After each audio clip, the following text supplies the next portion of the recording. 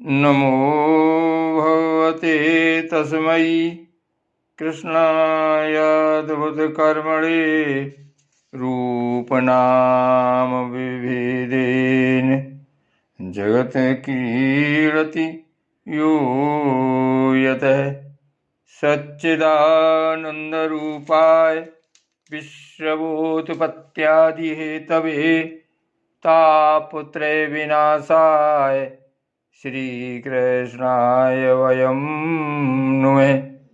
नमामि हृदये शेषे लीलाक्षीराब्धिसायिनं लक्ष्मीसहस्रलीलाभिसेव्यमानं कलानिधिम्। श्रीमद्भागवत महापुराण एकादश स्कंध 30वां अध्याय यदुकुल का संहार। राजा परीक्षित ने पूछा, भगवान, जब महाभागवत उद्धव जी बद्रिका वन को चले गए तब भूत भावन भगवान श्री कृष्ण ने द्वारका में क्या लीला रची। प्रभु, यदुवंश शिरोमणि भगवान श्री कृष्ण ने अपने कुल के ब्रह्म श्राप ग्रस्त होने पर सबके नेत्रादि इंद्रियों के परम प्रिय अपने दिव्य श्री विग्रह की लीला का संवरण कैसे किया। भगवान, जब स्त्रियों के नेत्र उनके श्री विग्रह में लग जाते थे तब वे उन्हें वहां से हटाने में असमर्थ हो जाती थीं। जब संत पुरुष उनकी रूप माधुरी का वर्णन सुनते हैं तब वह श्री विग्रह कानों के रास्ते प्रवेश करके उनके चित्त में गड़ सा जाता है, वहां से हटना नहीं जानता। उसकी शोभा कवियों की काव्य रचना में अनुराग का रंग भर देती है और उनका सम्मान बढ़ा देती है। इसके संबंध में तो कहना ही क्या है। महाभारत युद्ध के समय जब वे हमारे दादा अर्जुन के रथ पर बैठे हुए थे, उस समय जिन योद्धाओं ने उसे देखते देखते शरीर त्याग किया, उन्हें सारूप्य मुक्ति मिल गई। उन्होंने अपना ऐसा अद्भुत श्री विग्रह किस प्रकार अंतर ध्यान किया। श्री सुखदेव जी कहते हैं, परीक्षित, जब भगवान श्री कृष्ण ने देखा कि आकाश, पृथ्वी और अंतरिक्ष में बड़े बड़े उत्पात असकुन हो रहे हैं, तब उन्होंने सुधर्मा सभा में उपस्थित सभी यदुवंशियों से यह बात कही, श्रेष्ठ यदुवंशियों, यह देखो, द्वारका में बड़े बड़े भयंकर उत्पात होने लगे हैं। ये साक्षात यमराज की ध्वजा के समान हमारे महान अनिष्ट के सूचक हैं। अब हमें यहाँ घड़ी दो घड़ी भी नहीं ठहरना चाहिए। स्त्रियां, बच्चे और बूढ़े यहाँ से शंखोद्वार क्षेत्र में चले जाएं और हम लोग प्रवास क्षेत्र में चलें। आप सब जानते हैं कि वहाँ सरस्वती पश्चिम की ओर बहकर समुद्र में जा मिली हैं। वहाँ हम स्नान करके पवित्र होंगे, उपवास करेंगे और एकाग्र चित्त से स्नान एवं चंदन आदि सामग्रियों से देवताओं की पूजा करेंगे। वहाँ स्वस्ति वाचन के बाद हम लोग गौ, भूमि, सोना, वस्त्र, हाथी, घोड़े, रथ और घर आदि के द्वारा महात्मा ब्राह्मणों का सत्कार करेंगे। यह विधि सब प्रकार के अमंगलों का नाश करने वाली और परम मंगल की जननी है। श्रेष्ठ यदुवंशियों, देवता, ब्राह्मण और गौओं की पूजा ही प्राणियों के जन्म का परम लाभ है। परीक्षित, सभी वृद्ध यदुवंशियों ने भगवान श्री कृष्ण की यह बात सुनकर तथास्तु कहकर उसका अनुमोदन किया और तुरंत नौकाओं से समुद्र पार करके रथों पर प्रवास क्षेत्र की यात्रा की। वहां पहुंचकर यादवों ने यदुवंश शिरोमणि भगवान श्री कृष्ण के आदेशानुसार बड़ी श्रद्धा और भक्ति से शांति पाठ आदि तथा और भी सब प्रकार के मंगल कृत किए। यह सब तो उन्होंने किया, परंतु दैव ने उनकी बुद्धि हर ली और वे उस मैरेयक नामक मदिरा का पान करने लगे। जिसके नशे से बुद्धि भ्रष्ट हो जाती है वह पीने में तो अवश्य मीठी लगती है, परंतु परिणाम में सर्वनाश करने वाली है। उस तीव्र मदिरा के पान से सबके सब उन्मत्त हो गए और वे घमंडी वीर एक दूसरे से लड़ने झगड़ने लगे। सच पूछो तो श्री कृष्ण की माया से वे मूढ़ हो रहे थे। उस समय वे क्रोध से भरकर एक दूसरे पर आक्रमण करने लगे और धनुष बाण, तलवार, भाले, गदा, तोमर और रिष्टि आदि अस्त्र शस्त्रों से वहां समुद्र तट पर ही एक दूसरे से भिड़ गए। मतवाले यदुवंशी रथों, हाथियों, घोड़ों, गधों, ऊंटों, खच्चरों, बैलों, भैंसों और मनुष्यों पर भी सवार होकर एक दूसरे को बाणों से घायल करने लगे। मानो जंगली हाथी एक दूसरे पर दांतों से चोट कर रहे हों। सबकी सवारियों पर ध्वजाएं फहरा रही थीं। पैदल सैनिक भी आपस में उलझ रहे थे। प्रद्युम्न साम से, अक्रूर भोज से, अनिरुद्ध सात्विकी से, सुभद्र संग्रामजित से, भगवान श्री कृष्ण के भाई गद उसी नाम के उनके पुत्र से और सुमित्र सुरथ से युद्ध करने लगे। ये सभी बड़े भयंकर योद्धा थे और क्रोध में भरकर एक दूसरे का नाश करने पर तुल गए थे। इनके अतिरिक्त निसठ, उल्मुख, सहस्त्रजित, सत्यजित और भानु आदि यादव भी एक दूसरे से गुथ गए। भगवान श्री कृष्ण की माया ने तो इन्हें अत्यंत मोहित कर ही रखा था।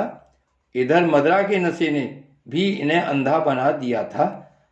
दासारह, रश्मि, अंधक, भोज, सात्वत, मधु, अर्बुद, माथुर, सूरसेन, विसर्जन, कुकुर और कुंती आदि वंशों के लोग सौहार्द और प्रेम को भुलाकर आपस में मारकाट करने लगे। मूर्तावश पुत्र पिता का, भाई भाई का, भांजा मामा का, नाती नाना का, मित्र मित्र का, सुहृदय का, चाचा भतीजे का तथा एक गोत्र वाले आपस में एक दूसरे का खून करने लगे।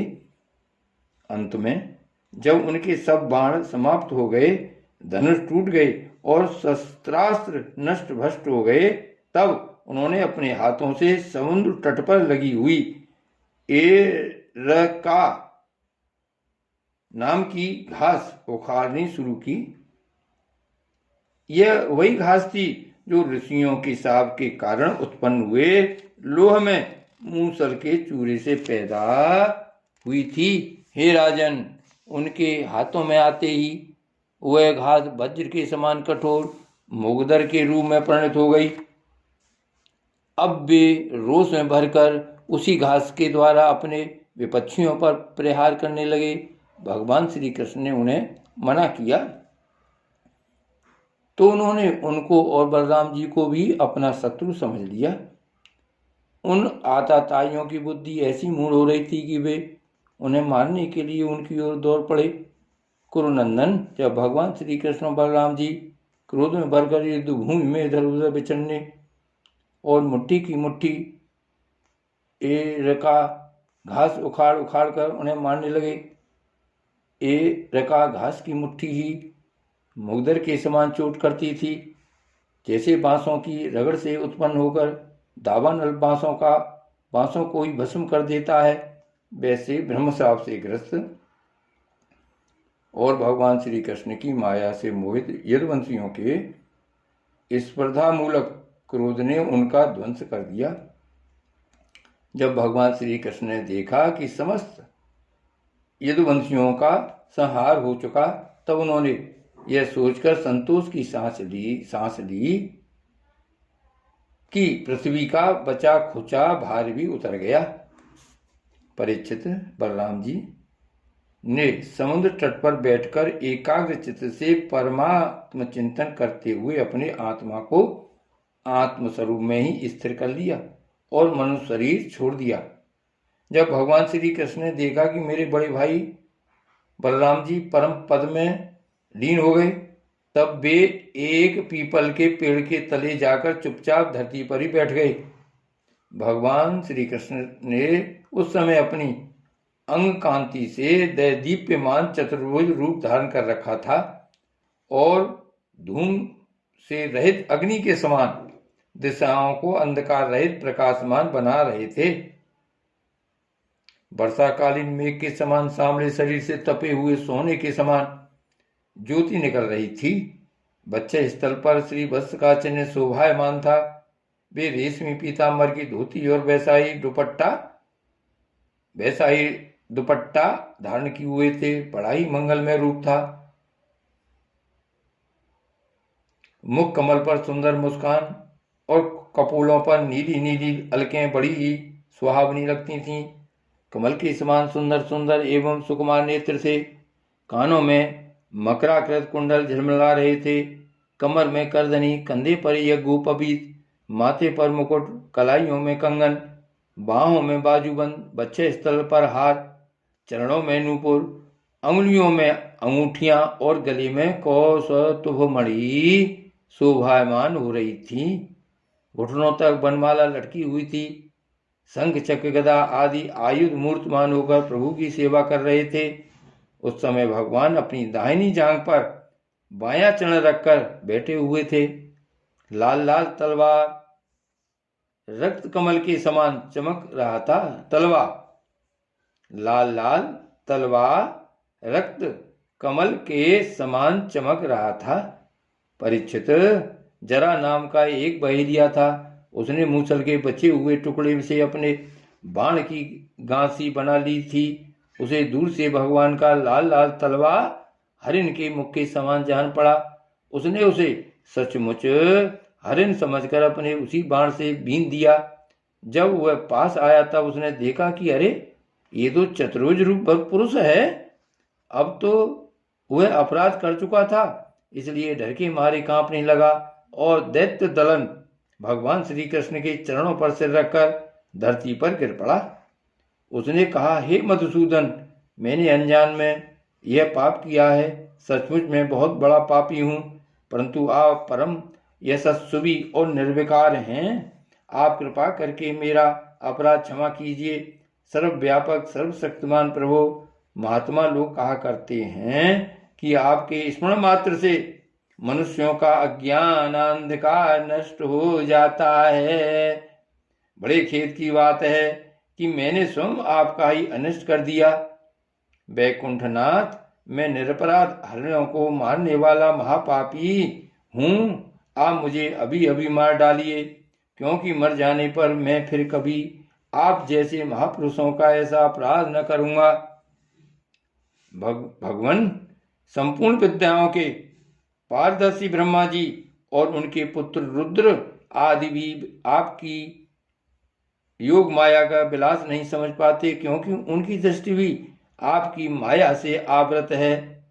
ऐसी अवस्था में हमारे जैसे पापियों लोग उसके विषय में कह ही क्या सकते हैं। भगवान श्री कृष्ण ने कहा, हे जरे, तू डर मत, उठ उठ, यह तो तूने मेरे मन का काम किया है। जा, मेरी आज्ञा से तू उस स्वर्ग में निवास कर जिसकी प्राप्ति बड़े बड़े पुण्यवानों को होती है। श्री सुखदेव जी कहते हैं, परीक्षित, भगवान श्री कृष्ण तो अपनी इच्छा से शरीर धारण करते हैं। जब उन्होंने जरा व्याध को यह आदेश दिया तब उसने उनकी 3 बार परिक्रमा की, नमस्कार किया और विमान पर सवार होकर स्वर्ग को चला गया। भगवान श्री कृष्ण का सारथी दारुक उनके स्थान का पता लगाता हुआ उनके द्वारा धारण की हुई तुलसी की गंध से युक्त वायु सूंघकर और उससे उनके होने के स्थान का अनुमान लगाकर सामने की ओर गया। दारुक ने वहां जाकर देखा कि भगवान श्री कृष्ण पीपल के वृक्ष के नीचे आसन लगाए बैठे हैं। असह तेज वाले आयुध मूर्तिमान होकर उनकी सेवा में संलग्न हैं। उन्हें देखकर दारुक के हृदय में प्रेम की बाढ़ आ गई। नेत्रों से आंसुओं की धारा बहने लगी। वह रथ से कूदकर भगवान के चरणों पर गिर पड़ा। उसने भगवान से प्रार्थना की, प्रभु, रात्रि के समय चंद्रमा के अस्त हो जाने पर राह चलने वाले की जैसी दशा हो जाती है, आपके चरण कमलों का दर्शन न पाकर मेरी भी वैसी ही दशा हो गई है। मेरी दृष्टि नष्ट हो गई है, चारों ओर अंधेरा छा गया है। अब न तो मुझे दिशाओं का ज्ञान है और न मेरे हृदय में शांति ही है। परीक्षित, अभी दारुक इस प्रकार कह ही रहा था कि उसके सामने ही भगवान का गरुड़ ध्वज रथ पताका और घोड़ों के साथ आकाश में उड़ गया। उसके पीछे पीछे भगवान के दिव्य आयुध भी चले गए। यह सब देखकर दारुक के आश्चर्य की सीमा न रही। तब भगवान ने उससे कहा, दारुक, अब तुम द्वारका चले जाओ और वहां यदुवंशियों के पारस्परिक संहार, भैया बलराम जी की परम गति और मेरे स्वधाम गमन की बात कहो। उनसे कहना कि अब तुम लोगों को अपने परिवार वालों के साथ द्वारका में नहीं रहना चाहिए। मेरे न रहने पर समुद्र उस नगरी को डुबो देगा। सब लोग अपनी अपनी धन संपत्ति, कुटुंब और मेरे माता पिता को लेकर अर्जुन के संरक्षण में इंद्रप्रस्थ चले जाएं। दारुक, तुम मेरे द्वारा उपदिष्ट भागवत धर्म का आचरण लो और ज्ञान निष्ठ होकर सबकी उपेक्षा कर दो तथा इस दृश्य की मेरी माया की रचना समझकर शांत हो जाओ। भगवान का यह आदेश पाकर दारुक ने उनकी परिक्रमा की और उनके चरण कमल अपने सिर पर रखकर बारंबार प्रणाम किया। तदंतर वह उदास मन से द्वारका के लिए चल पड़ा। श्री भागवत भगवान की जय। श्री वल्लभाधीश की जय। श्री गोवर्धन नाथ की जय। श्याम स्वरूप श्री यमुने महारानी की जय। जय जय श्री गोकुलेश, श्री गोकुलनाथ की जय।